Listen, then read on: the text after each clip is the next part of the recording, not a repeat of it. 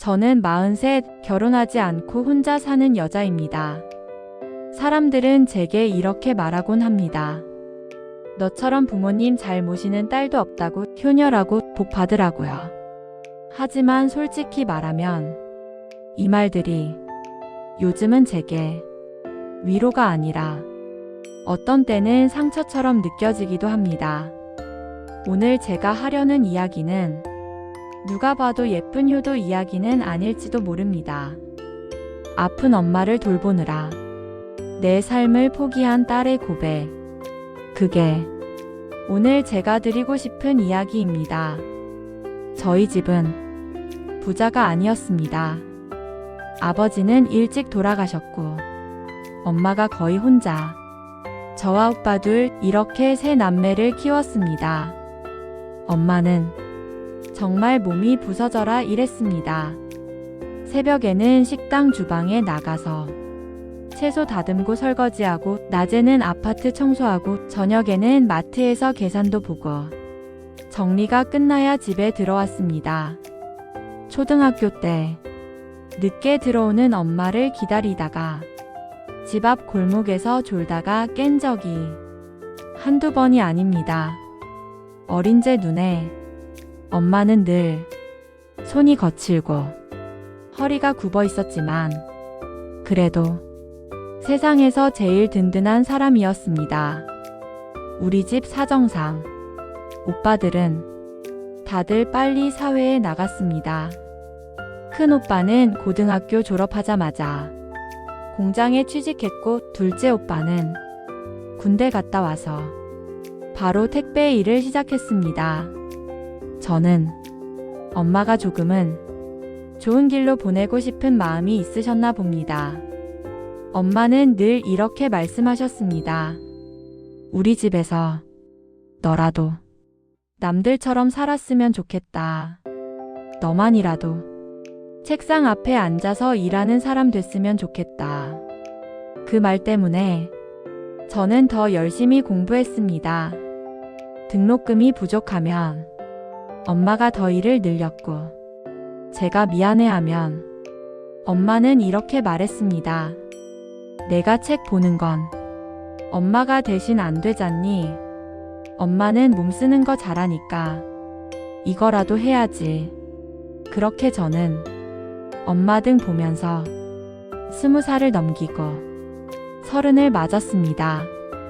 문제는 엄마가 갑자기 쓰러지면서 시작됐습니다. 엄마 나이 60이 조금 안 됐을 때였습니다. 그날도 평소처럼 아파트 청소를 하러 가셨다가 계단에서 쓰러지셨다고 합니다. 전화가 왔습니다. 보호자분이시죠? 어머님이 지금 응급실에 오셨습니다. 저는 회사에서 손에 쥐고 있던 서류를 떨어뜨린 채 그대로 병원으로 달려갔습니다. 응급실 침대 위에 누워있는 엄마는 얼굴이 반쯤 굳어 있었고 말이 제대로 나오지 않았습니다. 뇌경색 중풍이었습니다. 의사는 한숨을 쉬듯 말했습니다. 발견이 조금 늦었습니다. 마비가 상당 부분 왔고요. 재활을 해도 전처럼 돌아가긴 어렵습니다. 그 말이 너무 잔인하게 들렸습니다. 엄마가 제 손을 잡으려고 하면서 제대로 올라오지 않는 손을 보고 눈물을 흘렸습니다. 괜찮다, 엄마. 괜찮아. 제가 그렇게 말하면서도 전혀 괜찮지 않았습니다. 그때부터 제 인생은 두 줄로 나뉘게 되었습니다. 회사와 병원. 낮에는 회사, 퇴근하면 바로 병원으로 가서 엄마 곁을 지켰습니다. 간병인을 쓰기엔 형편이 안 됐습니다. 그래서 형제들끼리 상의해서 밤에는 제가 지키고 낮에는 번갈아 가며 보자고 했습니다. 하지만 말처럼 되지 않았습니다.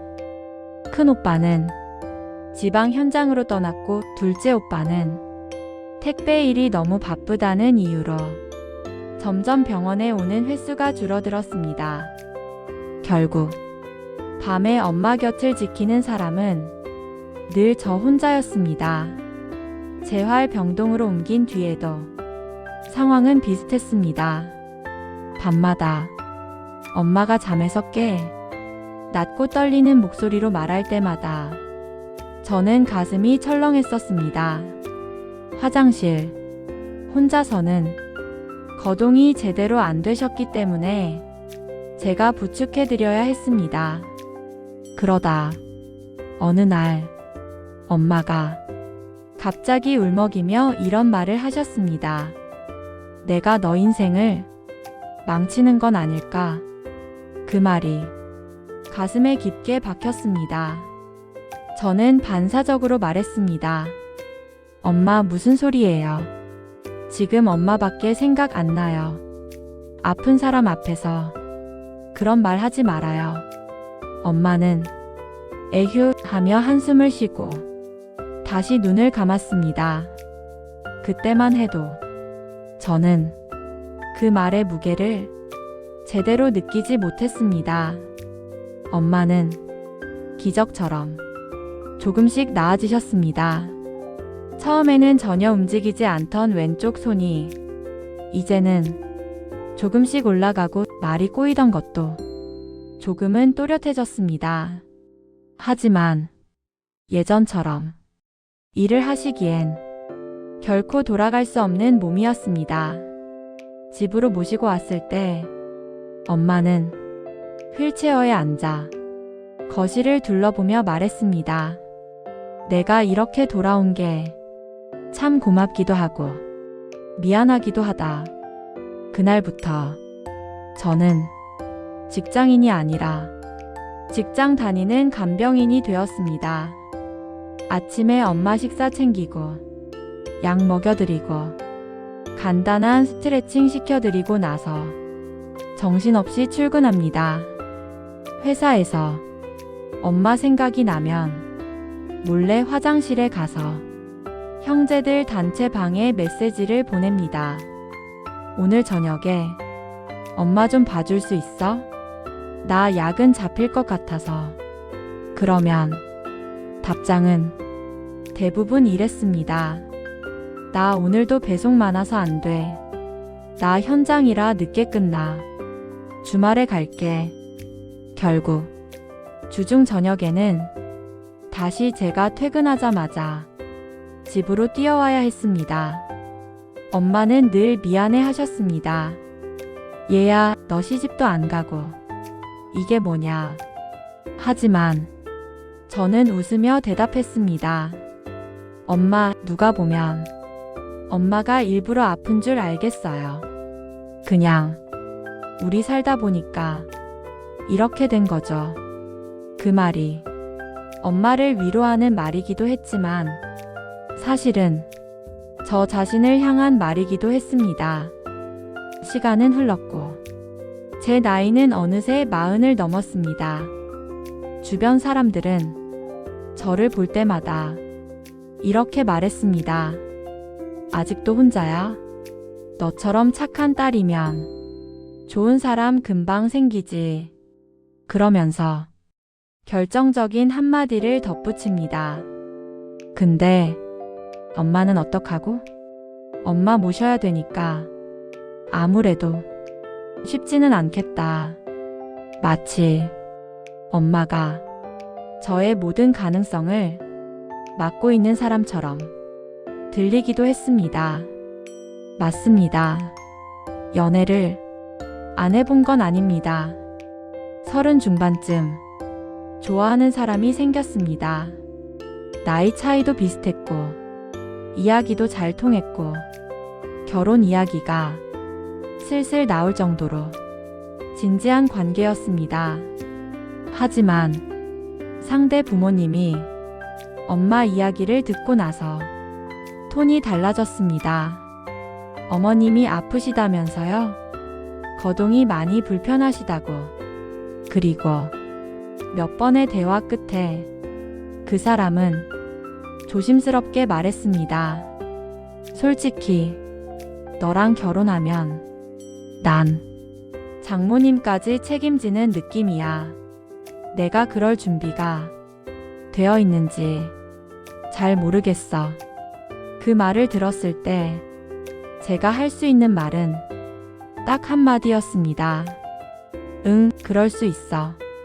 결국 그 관계는 조용히 끝났습니다. 엄마 때문이라고 엄마에게 말한 적은 없지만 엄마는 눈치로 다 알고 계셨을 겁니다. 어느 날 엄마가 밥 먹다가 갑자기 물었습니다. 너, 나 때문에 결혼 못하는 거 아니냐? 제가 급하게 말했습니다. 아니야. 엄마 때문에 안 한 게 아니라 내가 원래 결혼이 별로 안 끌려서 그래. 엄마는 저를 똑바로 바라보며 조용히 말했습니다. 미안하다. 그 말 한마디에 밥이 목에 걸려 잠시 내려가지 않았습니다. 회사에서는 제가 점점 눈치 보이는 사람이 되어갔습니다. 항상 정시 퇴근을 요청해야 했고, 갑자기 엄마 상태가 안 좋아지면 조퇴를 해야 했습니다. 상사는 처음엔 이해한다고 했지만 슬슬 표정이 변해갔습니다. 너만 집에 부모님 있니? 다들 사정 있어도 일은 해야지. 그래서 팀 회식이나 야근이 있을 때 누군가가 대신 나서주면 정말 고마웠습니다. 하지만 그 고마움 뒤에는 늘 미안함, 그리고 나는 언젠가 잘릴지도 모른다는 두려움이 서 있었습니다. 그래도 회사 일을 놓을 수는 없었습니다. 엄마 병원비, 재활치료비, 기저귀, 영양제, 그리고 우리 둘이 먹고 사는 생활비까지 누군가는 벌어야 했습니다. 그 누군가는 저였습니다. 이렇게 살다 보니 어느 순간부터 제 삶에 대한 꿈이나 계획은 점점 사라져 갔습니다. 주변 친구들이 아이들 사진을 보여주며 이야기를 나눌 때 저는 엄마 사진을 보여준 적이 없습니다. 그냥 웃으며 아, 예쁘다. 애들 금방 크네. 이렇게 맞장구만 쳤습니다. 퇴근길에 혼자 버스를 타고 가면서 창밖을 보며 생각했습니다. 나는 내 삶을 언제 한 번이라도 온전히 내 마음대로 살아본 적이 있었나? 대답은 잘 떠오르지 않았습니다.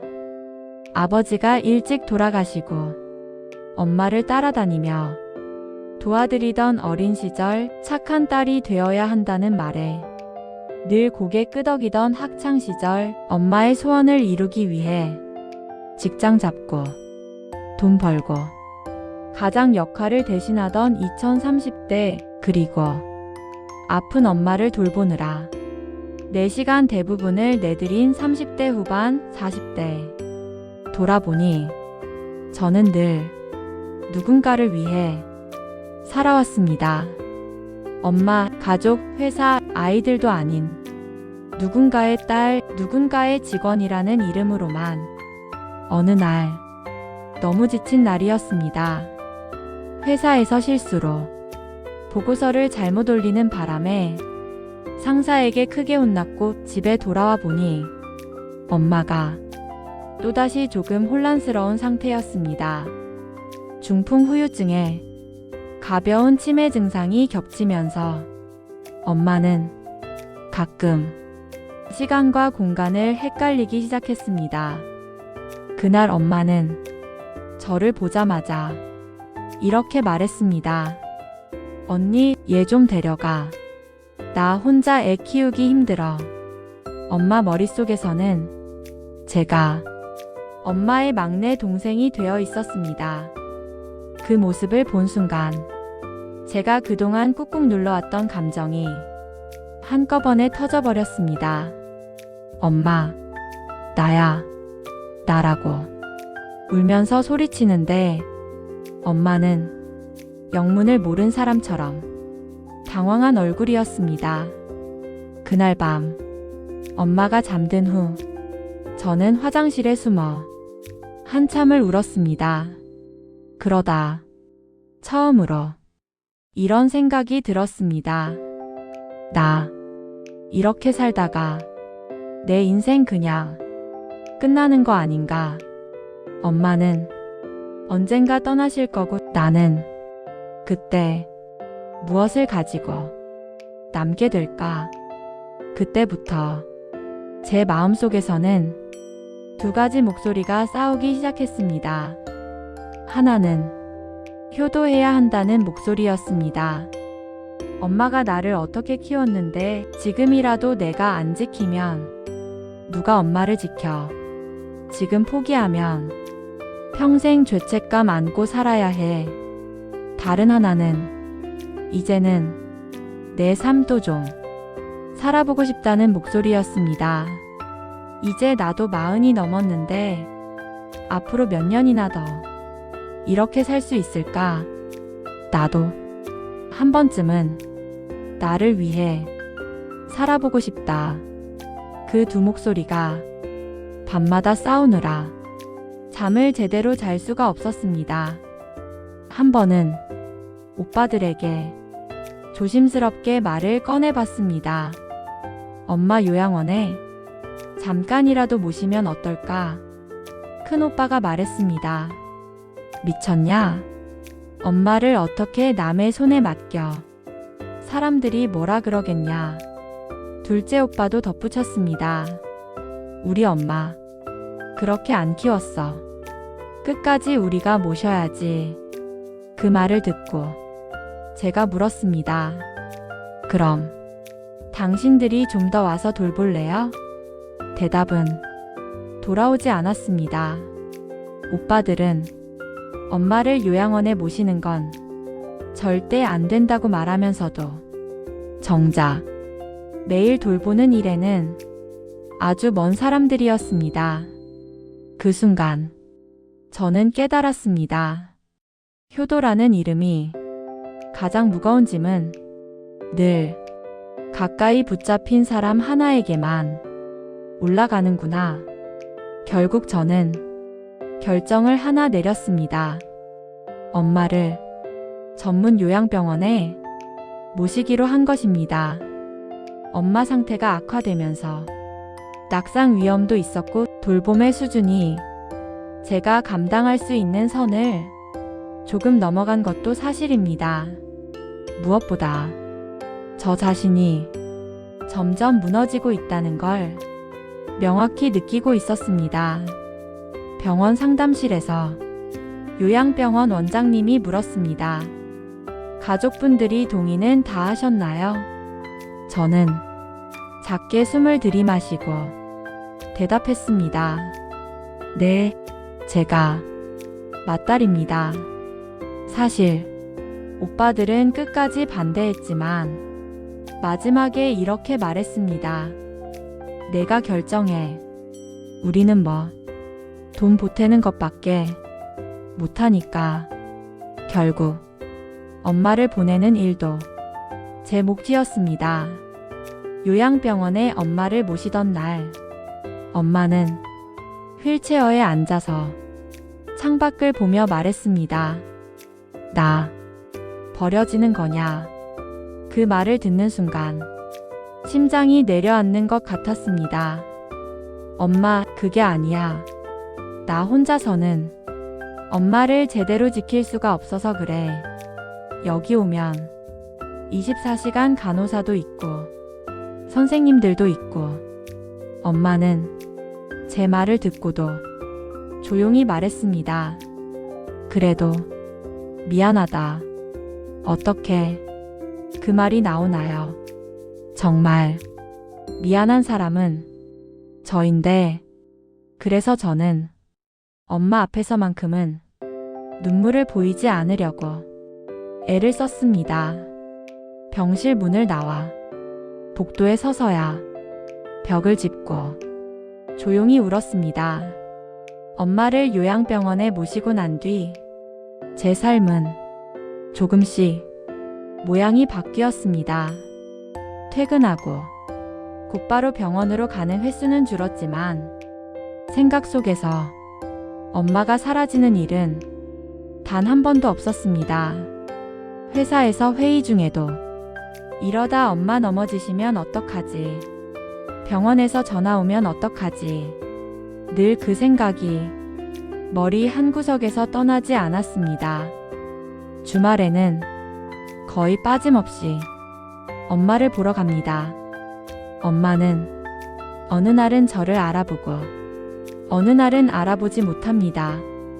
괜히 서운한 날에는 이렇게 말하고 싶어집니다. 엄마, 나야. 엄마 인생 많이 포기한 딸.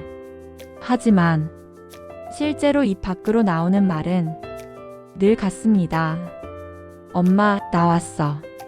엄마는 웃으며 말합니다. 왔구나, 우리 딸. 그 말 한마디 때문에 또 한 주를 버팁니다. 이제 이야기의 마지막에 서서 저는 저 자신에게 솔직해지려고 합니다. 저는 엄마를 사랑합니다. 진심으로 사랑합니다.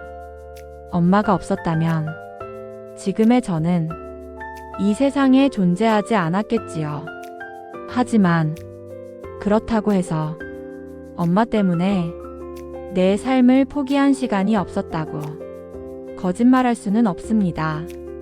엄마를 탓하고 싶은 마음과 엄마에게 미안한 마음과 엄마를 사랑하는 마음이 세 갈래로 엉켜 제 안에서 여전히 싸우고 있습니다. 그래서 이 이야기는 효녀가 들려주는 아름다운 희생담이 아니라 아픈 엄마를 돌보느라 내 삶을 잠시 내려놓을 수밖에 없었던 딸의 솔직한 고백에 가깝습니다. 혹시 이 이야기를 듣는 분들 중에도 비슷한 상황에 놓인 분들이 계시다면 제가 IMPUDENTLY 한마디만 드리고 싶은 말이 있습니다. 엄마를 돌보는 것과 내 삶을 돌보는 것은 반대편에 있는 일이 아니라는 걸 너무 늦게라도 알았으면 좋겠다고요. 엄마를 위해 자신을 완전히 버리는 삶은 결국 엄마에게도 상처가 될 수 있다는 걸요. 엄마가 정말로 바랐던 건 아마도 이렇게 말하는 거였을지도 모릅니다. 얘야, 나 때문에 내 인생까지 버리지는 말아라. 이제 저는 그 말을 제 마음속에서 조용히 꺼내보려고 합니다. 그래서 조심스럽게 여기까지 온 제 인생을 바라보며 이렇게 말을 붙여봅니다. 엄마, 나 이제 조금은 나를 위해도 살아볼게. 그래도 엄마를 포기한 건 아니야. 엄마를 사랑하는 마음과 나를 아끼는 마음을 조금씩 같이 들고 살아보려고 해. 그게 내가 40이 넘어서야 겨우 깨달은 나만의 효도의 모양입니다. 이 긴 이야기를 끝까지 들어주셔서 감사합니다.